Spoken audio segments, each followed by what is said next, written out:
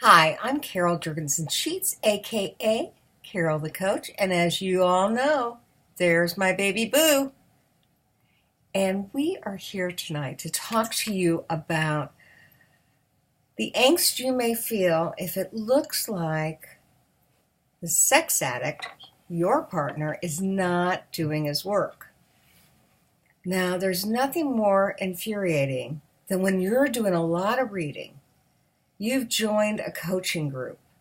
You're seeing an APSATS or CSAT trained, partner trained therapist, and he seems to be sluggish.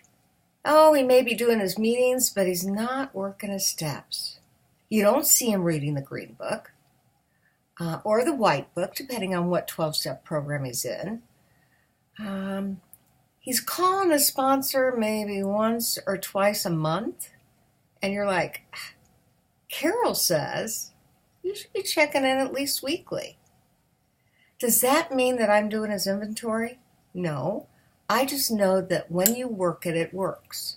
And so I get that it can be very difficult to watch somebody not work as diligently as you are. And, I got two feelings about that. You have every right to say, if you want to make me feel safe, you got to work harder, because what you did to me created so much trauma that I've got to see extreme measures from you. I've got to be able to know that you're kicking this thing. You're rocking it. You have to prove to me that you're taking good care of both of us. You, because you're doing your work, and me, because you got to keep me safe. Now, I get that the old model was you stay on your side of the street and he'll work on his. That's not how we do it anymore, folks. What we know is that when you've experienced partner betrayal, the addict has to restore the coupleship while he's working his own program. And to do that may mean that he participates in a disclosure. That's what I recommend within 6 weeks after discovery, that you get that process started.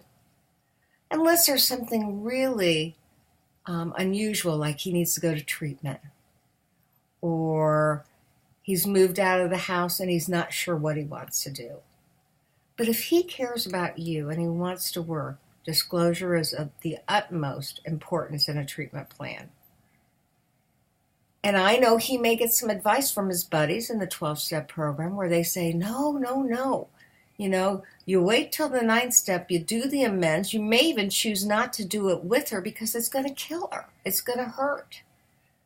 Well, an amends and a disclosure is not the same thing. So, one of the things that I know to be true is the old model said, as long as you're working on your stuff, partner, you will get healthier and you will be able to then join up once he gets healthy and live happily ever after. Well, maybe that worked in AA or NA. I even kind of doubt that, but that's not my specialty, so I'm not going to comment. But it does not work with sex addiction. And so your husband or wife, whoever the sex addict is, drastically needs skills that show you that he gets how much pain he has caused you. And those are empathy skills. It's when he acknowledges, validates, and reassures you. That's when you have daily check-ins. That's when he asks you, how are your triggers?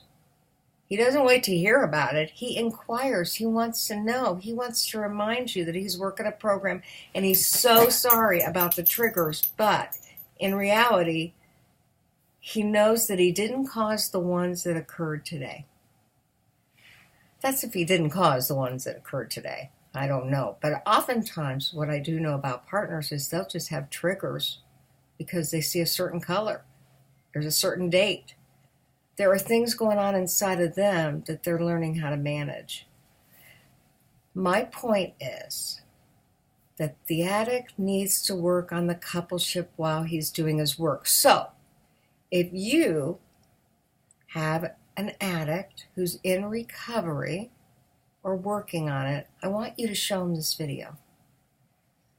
And if you're a sex addict watching it, I want you to know I'm on your side.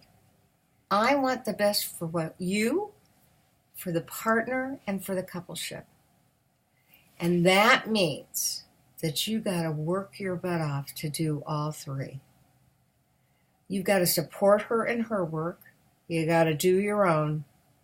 And you've got to support the coupleship. Your first and foremost important thing is to keep her safe.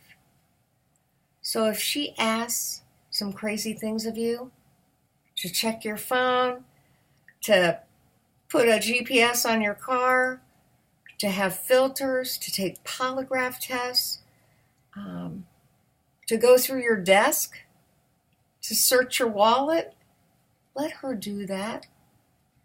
And I get that sometimes you haven't cleaned up as well as you felt like you needed to, and so she finds something from your past that is super upsetting and re-triggers her. Yeah, you got to take that chance, because what you have to be is an open book.